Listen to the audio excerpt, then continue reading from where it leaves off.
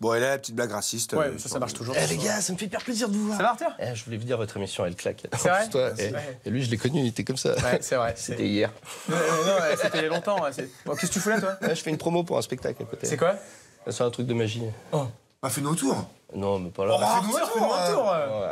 Rapide. Ouais, ok. ouais. Ok, vous comptez jusqu'à 3 Ouais. et vous fermez les yeux. D'accord. Ok, on y va. 1, 2, 3. Oh l'enculé. Arthur, pas l'émission. Arthur!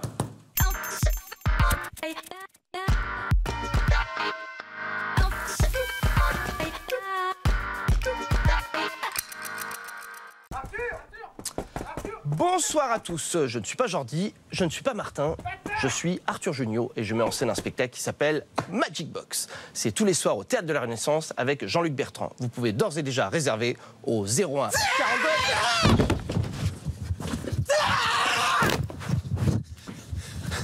Et tout de suite, vite. Je me suis ruiné le coude là.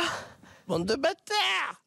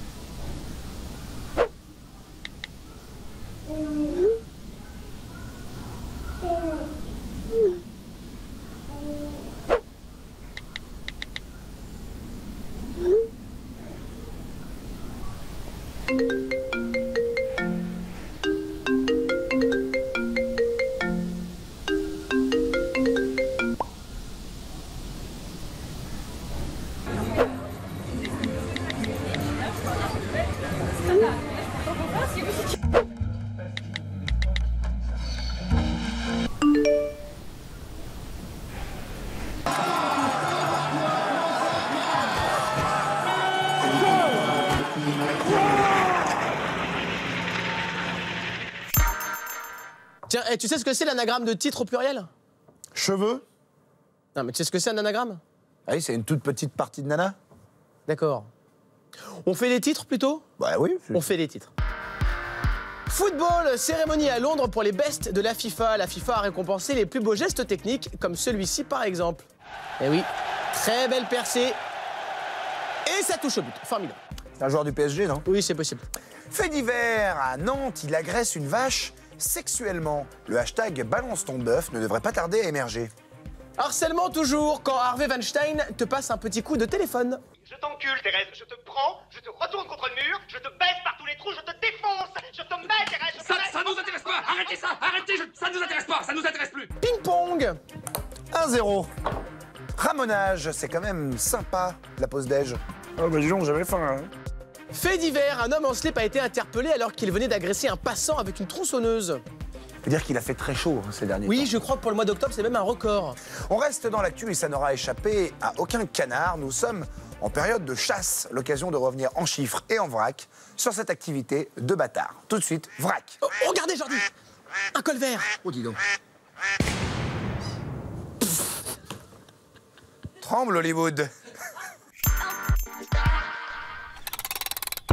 Avec 1 374 183 licenciés, la chasse est numéro 2 des loisirs en France, juste derrière le football, mais devant la pêche et le tennis, mais très loin devant le paintball. 99% des chasseurs ont des couilles et plus de la moitié ont moins de 55 ans, une passion qui se développe avant la prostate. 86% des gens préfèrent le fusil à la carabine et 0,2% optent pour la mitrailleuse ou le tir à l'arc.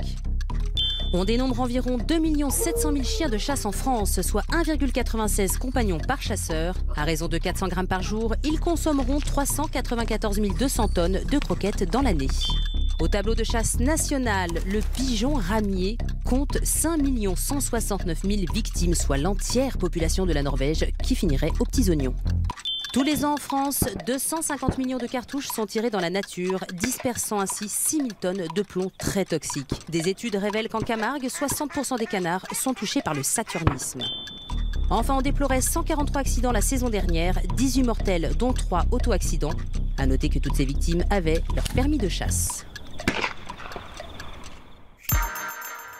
Comme comme chaque semaine depuis 2 semaines, il vient nous décrypter l'actu. Tony, bonsoir. Bonsoir chez vous, c'est un plaisir. Bonsoir chez toi, Tony. Ce soir, on va parler retraite. Et surtout, pourquoi c'est bien de baisser les retraites, en fait. Voilà. Ah oui, pourquoi, Tony? Tout simplement parce que pour que les retraités gagnent plus d'argent, il faut qu'ils gagnent moins d'argent. Mais je vous explique. Oui, je vous en prie. Alors, regardez, si un retraité ne gagne pas d'argent, qu'est-ce qui se passe? Il se passe pas grand-chose, du coup. Il se passe pas grand-chose, c'est ça. Ils restent chez eux. Ils font pas de croisière. Du coup, ils niquent plus les océans. Déjà qu'il niquait plus grand-chose. Alors, très bien, je vois votre idée sur l'écologie, mais c'est quoi le rapport avec gagner plus d'argent? Voici ma démonstration, je vous explique. Si les retraités, ils ont moins d'argent, d'accord? Ils donneront moins d'argent à leurs petits-enfants. On est d'accord là-dessus? Ouais. Voilà. Et qu'est-ce qu'on fait avec l'argent de papy et mamie? On achète des petits cadeaux. Et des bonbons. On achète de la drogue. Voilà. Et si les enfants, du coup, ils achètent plus d'héroïne, qu'est-ce qui se passe? Ils travaillent mieux à l'école, meilleures études. Donc meilleures études, meilleur travail. Donc plus d'argent, parce que meilleur travail, tu gagnes plus d'argent, c'est logique. Et donc ils payent plus d'impôts.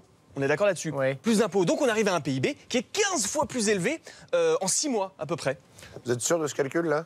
Oui, il y a une marge d'erreur de 0,3%, quoi. Une marge. Marge d'erreur. Marge d'erreur, c'est ça, c'est ça, une espèce de marche. Donc voilà, donc plus d'argent pour les vieux, donc plus de cotisations, logique, qui donne plus d'argent qui rentre dans les caisses de l'État, d'accord? Dans les caisses des retraites aussi. Donc ça va permettre aux gens d'avoir une meilleure retraite et de gagner plus d'argent pour leurs vieux jours, voilà. Ils gagnent moins d'argent, donc ils ont plus d'argent. Bon, c'est impressionnant. Bravo, là, Tony. Ah ouais, non, mais... On touche le génie cette semaine. Il n'y a pas de problème, n'hésitez pas à m'appeler si vous avez quoi que ce soit. On verra la semaine prochaine. Comme chaque mardi, demain c'est mercredi. Et comme chaque mercredi, c'est le jour des sorties cinéma. François, lui, n'a pas vu les films, mais il vous les présente quand même. C'est la BA de François. Bon. Vous rentrez chez vous, là? Non, je vais rester un peu, là. Non, mais rentrez, vraiment. Que se passe-t-il quand 2 amis sont obligés de se cacher pour échapper aux gendarmes? Pensez-vous qu'ils réussiront à voir si celui-ci est juste derrière eux? Laurent Lafitte et le gendarme. Ta famille, ça fait 4 ans qu'il t'attend. Albert Dupontel et Nia Front. Découvrez Au revoir là-haut, la véritable histoire de Guignol. François, c'est pas Guignol, c'est une gueule cassée, c'est pour ça qu'il met un masque. Bon, dis au moins que ça se passe pendant la Grande Guerre, ok? D'accord, laquelle? La Première Guerre, c'est des poilus, François. Ok. L'histoire de 2 poilus qui déclarent la guerre aux cheveux cassants. Oh là là. Je sais comment circule l'argent. Préparez-vous à embarquer pour le casse du siècle dans Logan Lucky. Montrez-lui un peu de respect.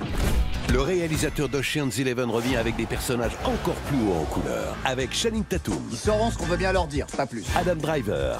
La vie de criminel, pour moi, c'est fini. Et Daniel Craig. Je m'apprête à me mettre à poil. Je suis en train de me mettre à poil, gna gna gna. Qu'est-ce qui se passe, François? T'aimes pas Daniel Craig? Mais si, je l'adore, mais ils ont pas voulu que je fasse sa voix française. Ça m'énerve, j'aime pas du tout celle du film, j'aurais pu faire beaucoup mieux. Ouais. Tous les personnages, d'ailleurs, j'aurais fait beaucoup mieux. Ouais, allez, on reprend s'il te plaît, François. Je suis incarcéré.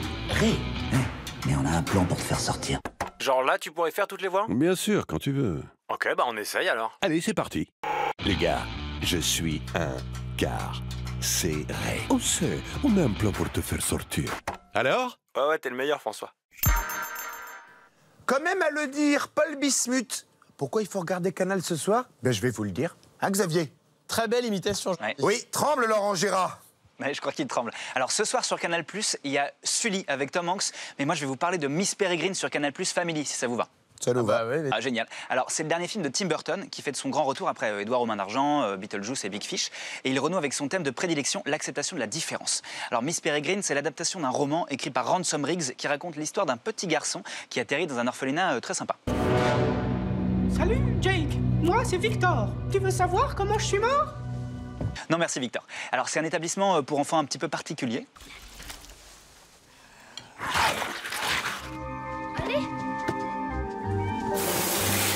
Donc, tu as des ateliers cuisine. Bon appétit.